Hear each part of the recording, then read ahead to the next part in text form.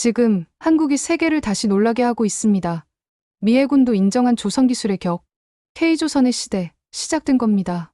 미국 해군 군함이 한국에서 정비를 받는다? 상상만 해도 울컥하지 않습니까? 이게 바로 대한민국 조선기술의 힘입니다.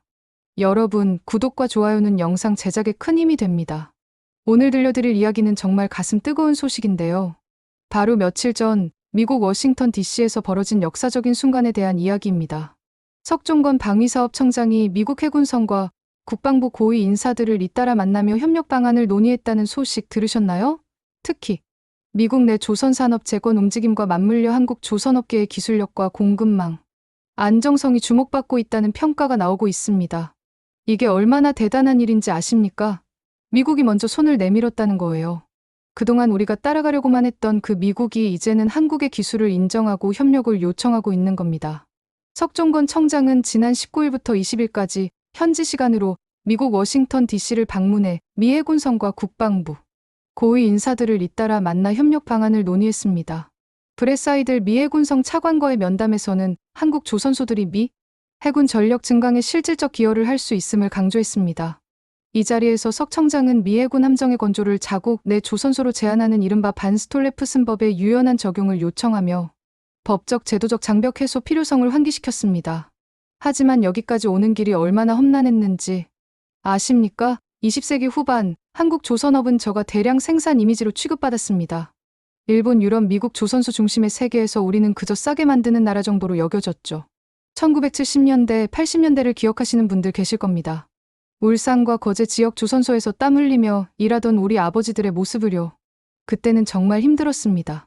기술도 부족했고 경험도 부족했어요. 외국에서 설계도 가져와서 그대로 만드는 것도 벅찼던 시절이었죠. 현대중공업이 첫 배를 띄웠을 때 세계는 반신반의했습니다. 한국이 제대로 된 배를 만들 수 있을까? 의심의 눈초리가 가득했어요. 일본의 조선업계는 우리를 경쟁 상대로 보지도 않았습니다. 유럽의 조선소들은 아시아의 저가 업체 정도로만 취급했죠. 그 시절 조선소에서 일하던 분들의 이야기를 들어보면 정말 가슴이 아픕니다. 새벽 5시에 출근해서 밤 10시까지 일하는 것이 일상이었어요. 안전장비도 제대로 갖춰지지 않은 상태에서 거대한 철판을 다루며 위험천만한 작업을 해야 했습니다. 하지만 그분들은 포기하지 않았어요. 언젠가는 우리도 세계 최고의 배를 만들 수 있을 거야라는 믿음 하나로 버텨냈습니다. 그 땀과 눈물이 있었기에 오늘의 기적이 가능했던 거죠. 1980년대 말 한국 조선업계에는 작은 변화의 바람이 불기 시작했습니다. 외국 기술자들이 한국 근로자들의 성실함과 학습 능력에 놀라기 시작한 거예요. 이들은 단순히 시키는 대로만 하는 것이 아니라 더 나은 방법을 찾으려고 노력한다는 평가가 나오기 시작했습니다. 특히 용접 기술에서 한국 기술자들의 실력이 두각을 나타내기 시작했어요. 정밀도와 속도 면에서 일본이나 유럽 기술자들과 견줄 만한 수준에 도달했습니다. 하지만 여전히 설계나 시스템 통합 기술은 외국에 의존해야 했죠. 1990년대 들어서면서 한국 조선업계는 본격적인 도약을 준비하기 시작했습니다.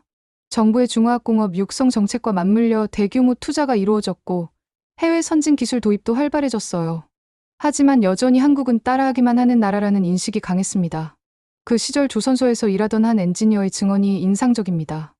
외국 기술자들이 와서 가르쳐줄 때 처음에는 그저 시키는 대로만 했어요. 하지만 점점 우리만의 아이디어를 제시하기 시작했죠. 그러면 그들이 놀라는 표정을 짓곤 했어요. 그런데 세월이 흘러 상황이 완전히 바뀌었습니다. 석종건 방사청장과 제임스 다우니 해상체계사령부 사령관이 만났을 때 미국 측에서 나온 평가가 무엇이었는지 아십니까? 한국 조선소의 품질과 납기, 공급망 안정성은 미국 해군의 정비 수요를 충족시킬 최적의 조건을 갖추고 있다. 이 말이 얼마나 대단한 건지 아시나요? 미국 해군이 한국의 조선 기술을 최고 수준으로 인정했다는 뜻입니다. 그것도 단순히 가격 경쟁력 때문이 아니라 품질과 기술력 때문에 말이에요. MRO, 정비수리 운영 협력 확대 움직임도 놀랍습니다. NAVSEA가 한국의 함정 정비 협력을 요청했다는 것. 이게 얼마나 파격적인 일인지 모르시는 분들이 많을 거예요. 미국 해군 함정은 그동안 오직 미국 본토나 극히 제한된 동맹국에서만 정비가 가능했습니다. 그런데 이제는 한국이 그 선택받은 파트너가 된 거예요. 한국의 조선소에서 미국 군함을 수리하고 정비한다는 것, 상상만 해도 가슴이 뜨거워지지 않습니까?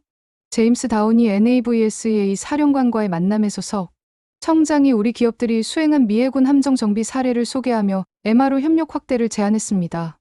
양측은 함정뿐 아니라 기자재 부품 등 공급망 전반의 협력 필요성에도 공감대를 형성했어요. 더욱 놀라운 것은 미 국방부 산업기반정책 담당인 빅 람다스 차관보 대행과의 면담에서 함정 외에도 항공기 전차 등 타 플랫폼으로 MRO 협력을 확대하는 방안이 논의되었다는 점입니다. 이제 한국은 단순한 조선업체가 아니라 종합방산 파트너로 인정받고 있는 거예요. 미국이 한국의 기술력을 전면적으로 신뢰하고 있다는 증거입니다. 2000년대 들어 한국 조선업계는 본격적인 기술 혁신에 나섰습니다. 단순히 외국 기술을 도입하는 것을 넘어서 독자적인 기술 개발에 매진했어요. 특히 LNG선과 같은 고부가 가치 선박 분야에서 세계 최고 수준의 기술력을 확보하기 시작했습니다. 2010년대에는 친환경 선박 기술에서 세계를 선도하기 시작했어요. 메탄올 연료 선박, 암모니아 추진 선박 등 차세대 친환경 기술에서 한국이 앞서 나가고 있습니다. 이제는 유럽의 선진 조선소들이 한국 기술을 벤치마킹하러 오는 시대가 되었어요. 가장 놀라운 변화는 디지털 조선소 구축입니다. AI, 빅데이터, IoT 등 4차 산업혁명 기술을 조선업에 접목하여 스마트 조선소를 구현했어요. 이런 혁신은 세계 어디에서도 찾아볼 수 없는 한국만의 독창적인 기술입니다. 그렇다면 한국 조선업의 무엇이 이렇게 미국을 감동시켰을까요? 첫째, 항공기와 전차 정비로까지 확장 가능한 기술력입니다. 한국의 조선소는 단순히 배만 만드는 곳이 아니에요. 정밀 용접 기술, 자동화 설비, 대규모 도크 시설까지 종합적인 기술 인프라를 갖추고 있습니다. 한국의 조선소에서 사용되는 용접 기술은 세계 최고 수준입니다. 특히 LNG선의 멤브레인 탱크 용접 기술은 한국이 독점하고 있다고 해도 과언이 아니에요. 영하 163도의 극저온에서도 견딜 수 있는 정밀 용접 기술은 다른 나라에서는 구현하기 어려운 수준입니다. 둘째, 해상 체계와 군수 MRO 복합 역량입니다. 이게 정말 중요한 부분인데요. 단순히 만들기만 하는 것이 아니라 유지 보수까지 완벽하게 해낼 수 있다는 뜻이거든요. 미국이 가장 중요하게 여기는 부분이 바로 이것입니다. 한국의 조선소들은 건조부터 인도, 그리고 평생에 걸친 유지 보수까지 원스톱 서비스를 제공할 수 있는 체계를 갖추고 있어요. 이런 통합 서비스 능력은 세계적으로도 매우 드문 경쟁력입니다. 셋째, 공급망의 안정성입니다. 코로나19 팬데믹을 겪으면서 전 세계가 공급망의 중요성을 깨달았죠.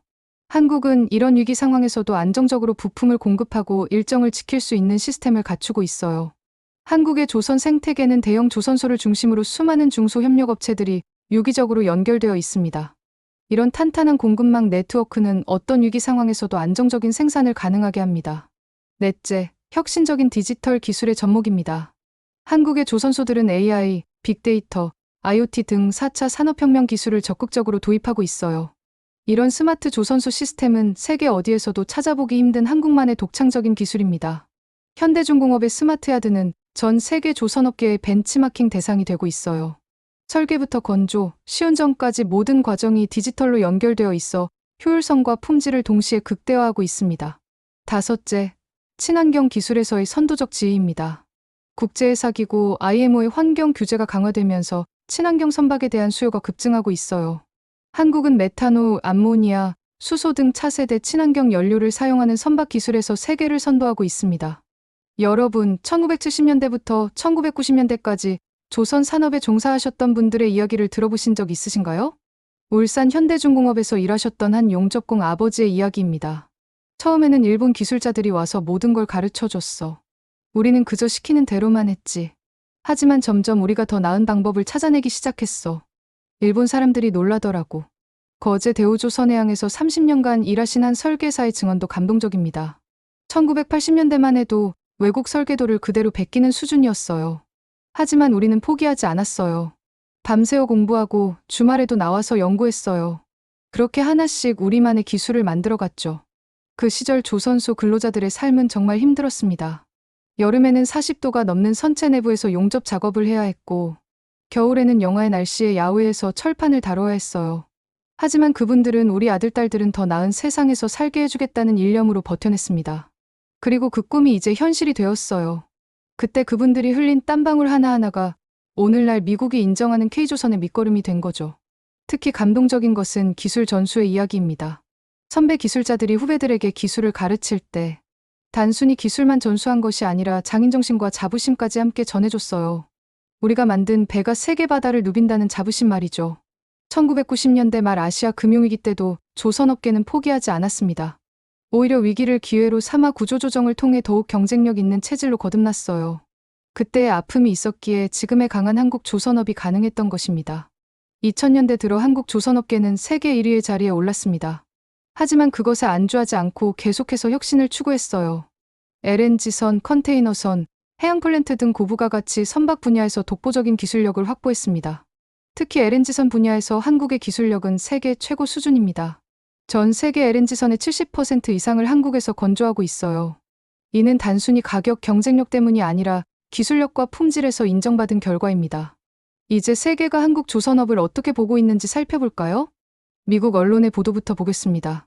미 해군성 차관, 반스톨레프슨법 완화 요청이라는 헤드라인이 미국 주요 언론에 실렸어요. 이게 얼마나 파격적인 일인지 아시나요? 미국이 자국의 보호주의 법률을 완화해서라도 한국과 협력하겠다는 뜻이거든요. 미 국방부 정책 담당자 MRO 협력 확대라는 소식도 연이어 나왔습니다.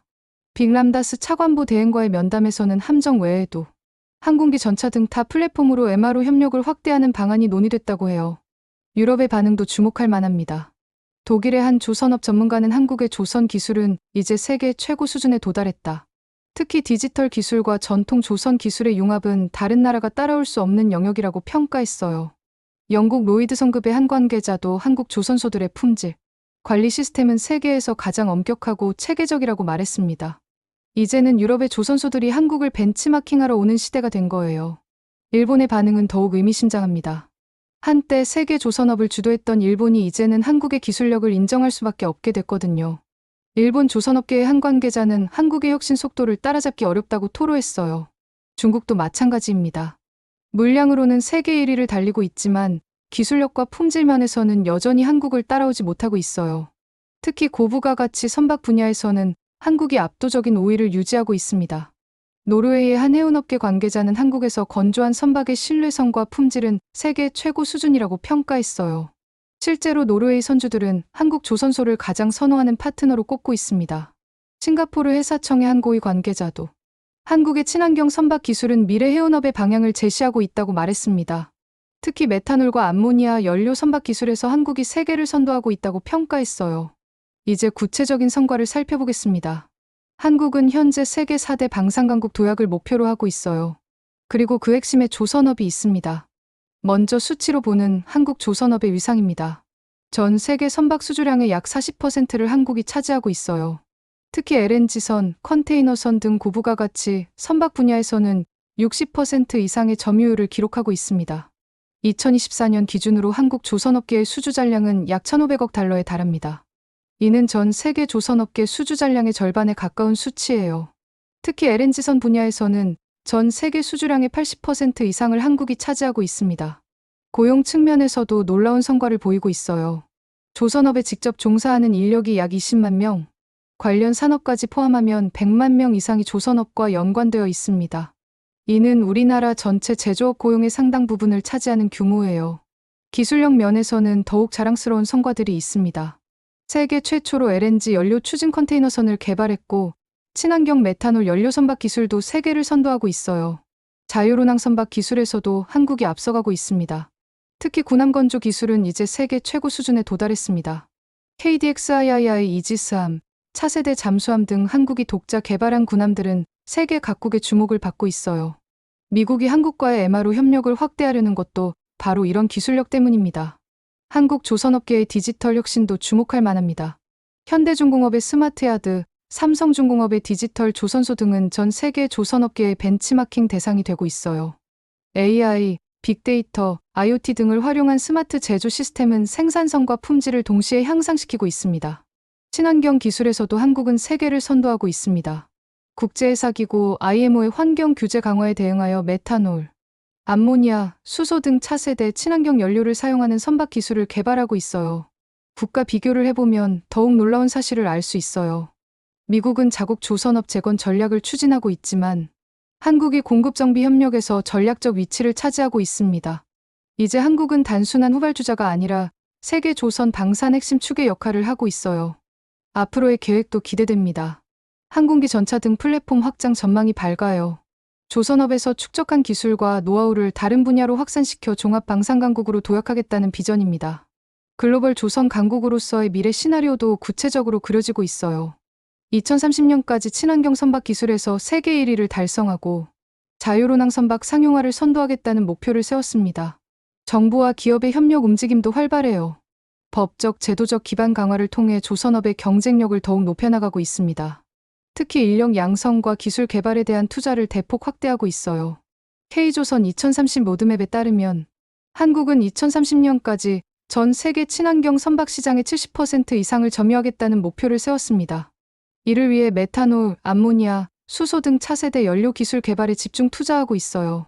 자유로낭 선박 분야에서도 2025년까지 상용화를 목표로 하고 있습니다. 현재 한국의 자유로낭 기술은 세계 최고 수준으로 평가받고 있어요. 특히 원격 제어와 AI 기반 자동 항해 시스템에서 독보적인 기술력을 보유하고 있습니다. 그런데 여러분, 이 모든 성과의 뒤에는 무엇이 있을까요? 바로 한국 조선인들의 땀과 눈물, 그리고 포기하지 않는 정신이 있었습니다. 어느새 세계의 판을 다시 짜고 있는 한국 조선업. 미해군 군함도 이제는 한국의 조선소로 옵니다.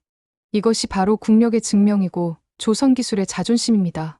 1970년대 현대중공업이 첫 배를 띄웠을 때 누가 상상이나 했겠습니까? 50년 후 미국이 먼저 손을 내밀며 협력을 요청할 줄을요. 그때 그 작은 조선소에서 시작된 꿈이 이제 세계를 움직이는 힘이 되었습니다. 이게 바로 K조선의 저력입니다. 과거의 조선인들이 자랑스럽다면 오늘의 우리가 더욱 자랑스럽습니다. 미국도 인정한 한국 조선업의 기술력. 이제는 우리가 세계를 이끌어가는 시대가 되었어요. 그 중심에는 포기하지 않고 끝까지 노력한 우리 조선인들의 정신이 있었습니다. 여러분도 이런 자랑스러운 소식을 더 많은 사람들과 나누고 싶지 않으신가요? 이 영상이 좋으셨다면 좋아요와 구독 잊지 마세요. 그리고 주변 분들과도 꼭 공유해 주시기 바랍니다. 자, 다음 영상에서 또 대한민국의 자긍심을 나누겠습니다. 우리의 이야기는 여기서 끝나지 않아요.